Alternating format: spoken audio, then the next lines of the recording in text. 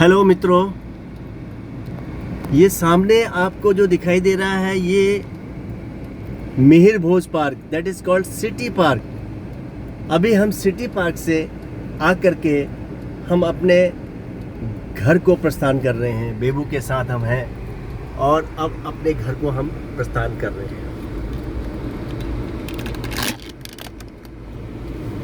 दोस्तों, जैसे कि आप जानते हैं ये एरिया अल्फा 1 कहलाता है। क्या कहलाता है? अल्फा 1 एक ग्रेटर नोएडा की बहुत ही लोकप्रिय जगह है। जैसे दिल्ली में साउथ एक्स है, उसी प्रकार से अल्फा 1 का भी अपना अलग ही महत्व है और ये बहुत ही सुंदरतम जगहों में से एक जगह है ग्रेटर नोएडा की। देखिए हमारा रिवाज थोड़ा सा कितना बढ़िया ढंग से हमारे दादू के साथ आज सिटी पार्क का में खेल कूद का इसने अपना दौरा किया और वहाँ की रंगीन वाद्यों का, हरियाली से परिपूर्ण वाद्यों का बहुत ही अच्छा इसने आनंद लिया। खूब खेला। बेबू कितना खेला? बहुत मस्त इसने खेला और इस मस्ती में इसने इतना खेला कि ये कह रहा था कि मुझे घर जाने का मन नहीं कर रहा है। और इसने पशु पक्षियों के साथ, चिड़ियाओं के साथ विशेषकर बहुत आनंद लिया। तो ये भी एक अच्छी बात है कि पक्षियों के साथ, प्राकृतिक जीव जंतुओं के साथ मनुष्य को हमेशा आनंद लेना चाहिए। अपने बच्चों को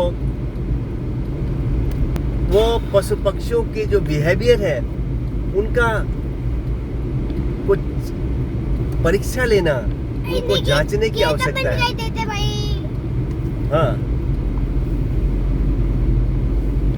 तो अपने बाल बच्चों को आप लोगों से भी, हमें पेरेंट्स से निवेदन है कि वो अपने बच्चों को डांटे नहीं, ज़्यादा धमकाए नहीं, बल्कि उनको एहसास कराएं कि क्या गलत है, क्या सही है।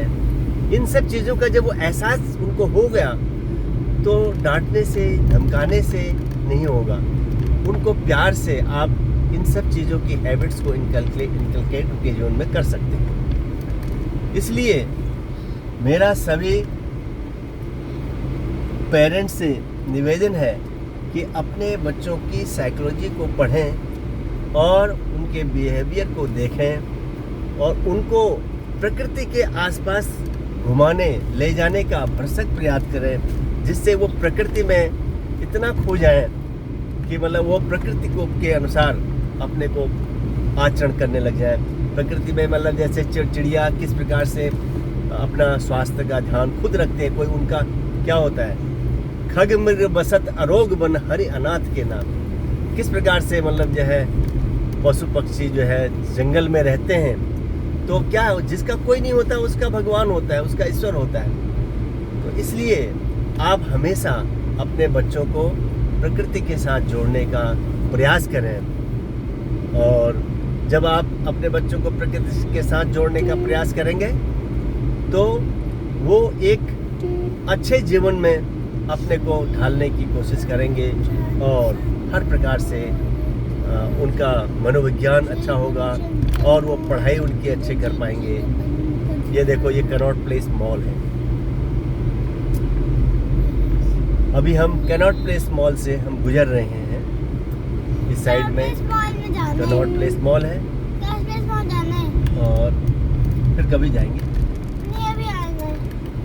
तो मेरे प्रिय मित्रों, आपसे मुझे यही गुजारिश है कि आप अपने बच्चों की नेचर को समझें, उनके साइकोलॉजी को समझें और उसके समझने के बाद ही उनके साथ अपना आचरण सही रखें और उनको हमेशा बड़ों का आदर करना सिखाएं और छोटों से प्यार करना सिखाएं, बड़ों का आदर करना सिखाएं।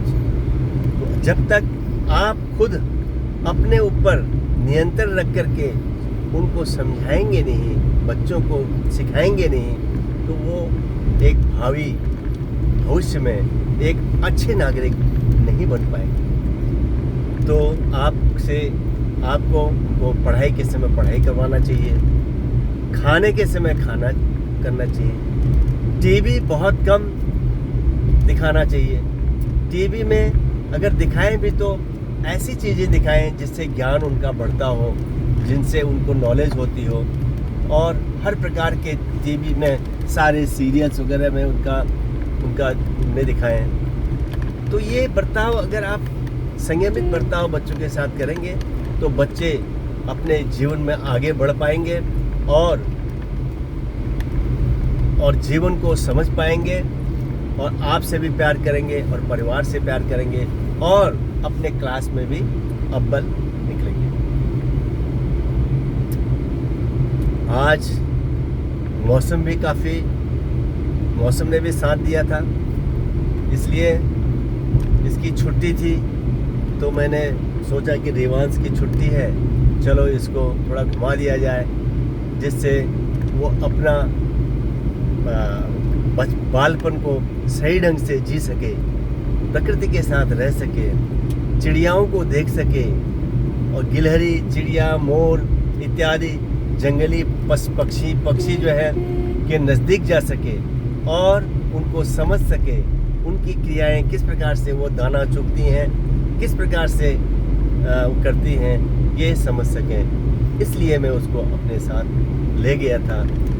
मैं अब अपने रेजिडेंस के करीब पहुंच रहा हूं, इसलिए ब्लॉग क्योंकि लंबा हो गया है और मैं चाहूँगा कि अब मैं इस ब्लॉग का यहीं पर समापन करूं।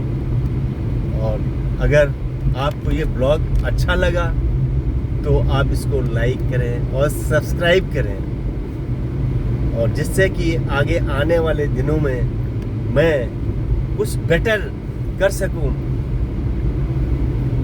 और इसी के साथ आपको मैं अपने अंतःकरण से सतत धन्यवाद देता हूं। नमस्कार, जय श्री राम।